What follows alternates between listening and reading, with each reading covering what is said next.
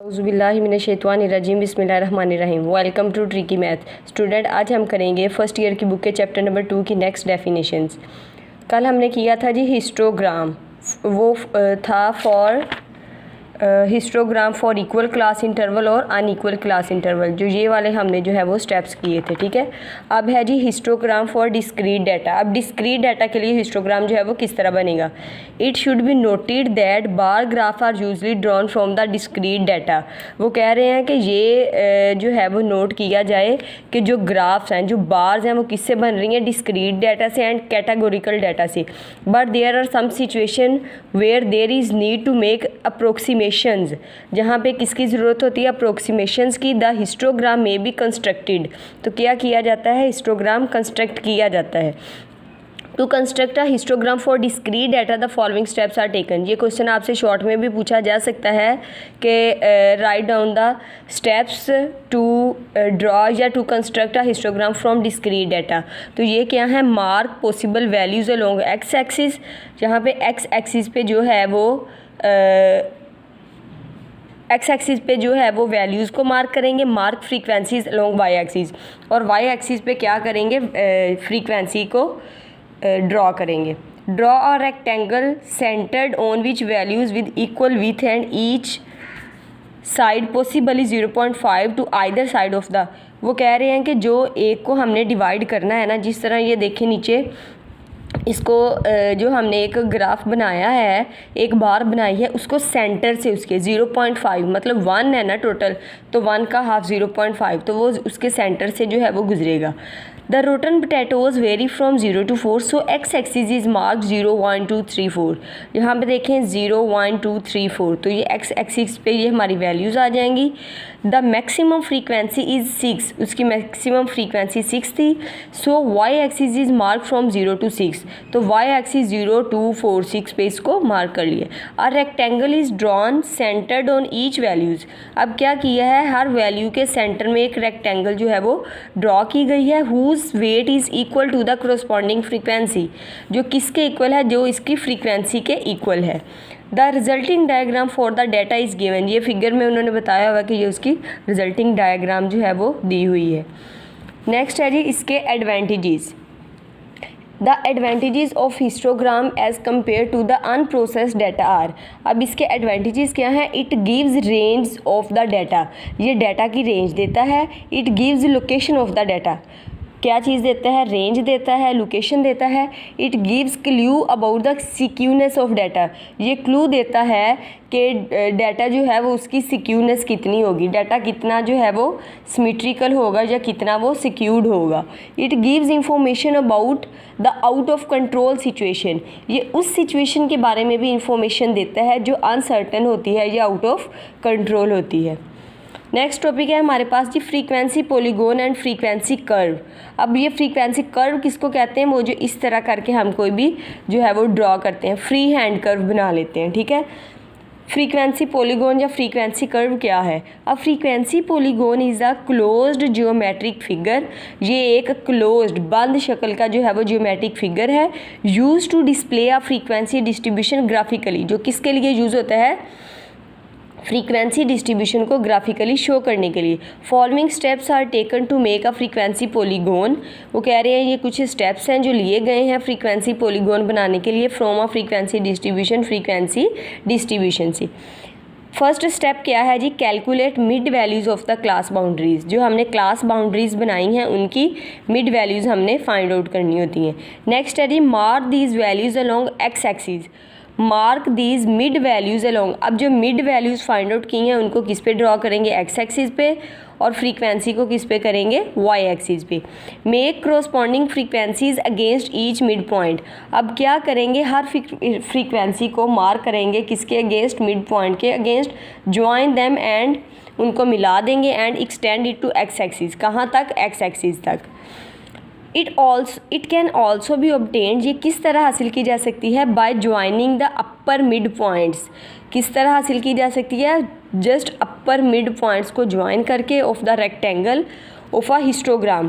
Histogram के rectangles को and extending and to x axis, और ये एक्सटेंड कहाँ तक होगा, एक्स एक्सिस तक। The distance from the x axis to the plotted point corresponding to the frequency of the class. अब ये डिस्टेंस क्या होगा, एक्स एक्सिस पे होगा टू द प्लॉटेड पॉइंट, जिसको हम प्लॉट करेंगे correspond to the frequency of the class, किसके अकॉर्डिंग, फ्रीक्वेंसी के according. The frequency polygon smooth is called frequency curve. अब फ्रीक्वेंसी पोलीगॉन जो है वो फ्रीक्वेंसी कर्व भी कहलाएगी, which is useful to have a visual impression about the data. मतलब data को देखते ही विजुअल इंप्रेशन, उसको देखते ही जो है वो हमें पता चल जाएगा कि डाटा जो है वो किस तरफ को जा रहा है, उसकी सिमेट्री क्या है, उसकी सिक्यूनेस वगैरह क्या है। It may also help to know about the symmetry और सिक्यूनेस ऑफ द डाटा। देखें जी, यहाँ उन्होंने बता दिया है कि जो उसकी डाटा की सिमेट्री या सिक्यूनेस को देखने के लिए भी यूज़ होता है। If we are interested to compare two distributions, number of observation less than this is zero. वो कह रहे हैं कि अगर हम दो डिस्ट्रीब्यूशंस को कंपेयर करना चाहें तो जो नंबर ऑफ़ ऑब्जर्वेशन होंगी लेस देन, छोटी होंगी, दिस इज़ ज़ीरो, वो क्या होंगी, ज़ीरो होंगी। For the group data of the example 2.1, ये वही जो पीछे उन्होंने एग्जांपल हमें दी हुई थी, शोन इन फिगर 2.8 में भी उन्होंने हमें दिखा दी है, आगे दिखाई हुई है। It is clear that cumulative frequency polygon is an increasing function. Cumulative frequency जब हमने बनाई थी तो क्यूमुलेटिव फ्रीक्वेंसी में हम वो वैल्यू ऐड करके साथ उसके पिछली वैल्यू ऐड करते जा रहे थे। यहाँ पे हमने जो है वो इसकी फ्रीक्वेंसी बनाई थी, ये देखें क्यूमुलेटिव फ्रीक्वेंसी 6 था, 6 + 4 किया 10 हो गया, 10 + 10 किया 20 हो गया। इसी तरह हमने इसकी क्यूमुलेटिव फ्रीक्वेंसी बनाई थी। तो वो यहीं पे कह रहे हैं कि जब क्यूमुलेटिव फ्रीक्वेंसी है, जब उसकी कर्व बनाएंगे तो जब क्यूमुलेटिव फ्रीक्वेंसी बढ़ रही है, कम नहीं हो रही, तो उसकी कर्व भी जो है वो बढ़ेगी। Increasing function which starts from the lower class boundary of the first class at zero height, ठीक है, वो ज़ीरो हाइट से स्टार्ट होगी and ends at the upper boundary, और अपर बाउंड्री पे जाके एंड हो जाएगी ऑफ द लास्ट क्लास पे with the height equal to total frequency, और उसकी हाइट किसके इक्वल होगी, उसकी टोटल फ्रीक्वेंसी के इक्वल हो जाएगी। ये देखें, ये उसी डाटा को उन्होंने किया हुआ 83, 88 और ये वैल्यूज सो उनका जा रही हैं 118 तक, ठीक है।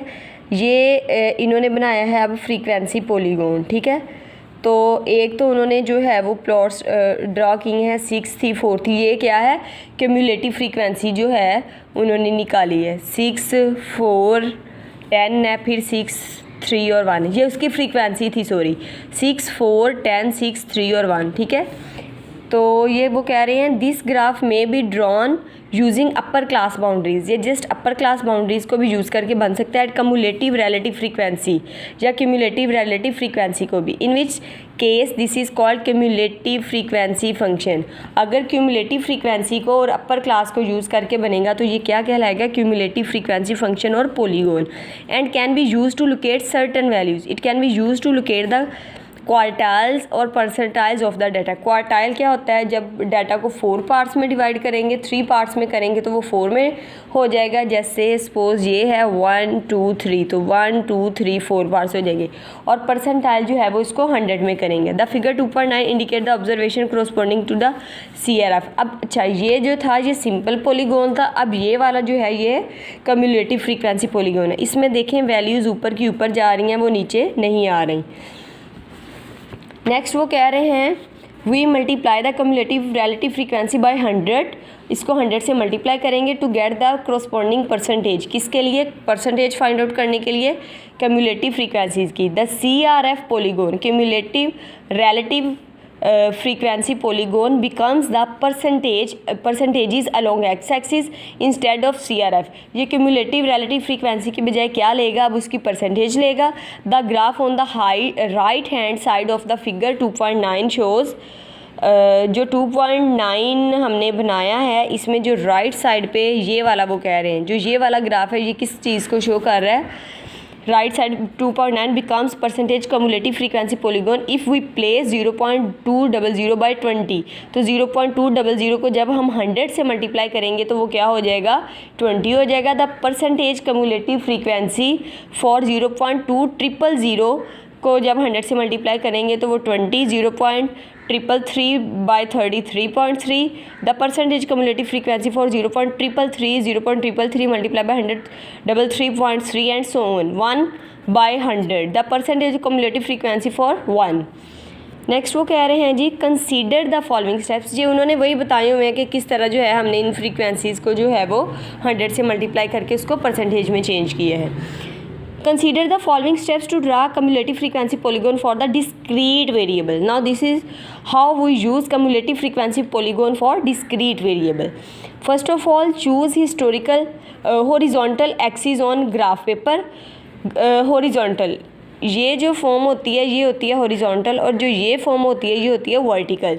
तो उन्होंने कहा है हॉरिजॉन्टली क्या ड्रॉ करना है on a graph paper and mark the data points from the smallest to largest. तो डेटा पॉइंट्स क्या करने हैं, मार्क स्मॉलेस्ट टू लार्जेस्ट जो है वो मार्क करने हैं।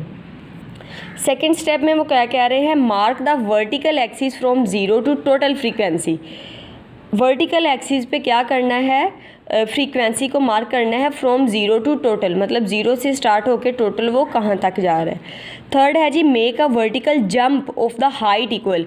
अच्छा पहले जो है वो हमने कर्व बनाई है या ग्राफ बनाया है, इसमें क्या कर रहा है, इसमें हमारी वैल्यूज़ जंप कर रही हैं। वही उन्होंने कहा है jump of the height equal its frequency at the first point, move horizontally from the top of this point until you are exactly above the second data points and make a jump equal to the frequency. वो कह रहे हैं कि यहाँ से वो horizontally जाएगा, वहाँ से वो ऊपर जाएगा, और ये प्रोसेस तब तक होगा जब तक वो सेकंड की फ्रीक्वेंसी पे जंप नहीं करता। लेट्स सपोज अगर सेकंड की फ्रीक्वेंसी 15 होती तो इसने 15 तक जाके उसके बाद जो है वो इसने हॉरिजॉन्टली मूव करना था।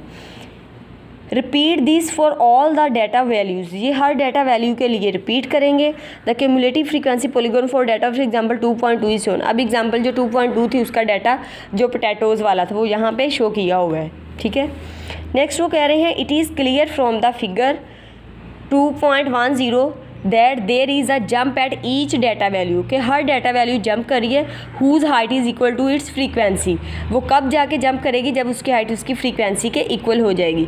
The cumulative frequency polygon is flat, ये फ्लैट होता है, and horizontal between the data values, और डाटा वैल्यूज़ के दरमियान ये हॉरिजॉन्टल होता है।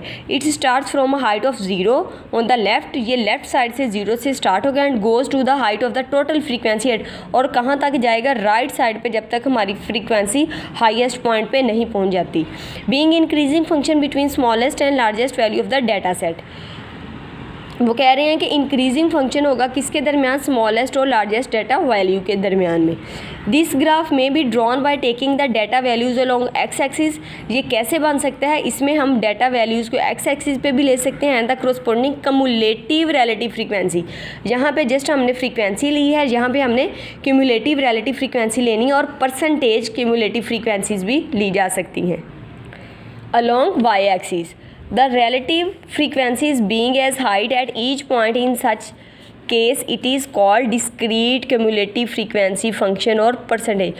अगर discrete के लिए लेंगे तो वो discrete cumulative frequency function हो जाएगा, और अगर percentage वाली वैल्यूज़ लेंगे तो वो percentage cumulative frequency function और polygon हो जाएगा। जी तो स्टूडेंट्स ये हमने की हैं चैप्टर नंबर 2 की नेक्स्ट डेफिनेशंस। बस इसके 1-2 टॉपिक्स मज़ीद रह गए हैं जो हम इंशाल्लाह अगली वीडियोस में करेंगे। मज़ीद वीडियोस को देखने के लिए ट्रिकी मैथ को लाइक कीजिएगा, सब्सक्राइब कीजिएगा, और बेल आइकन को दबाना मत भूलिएगा।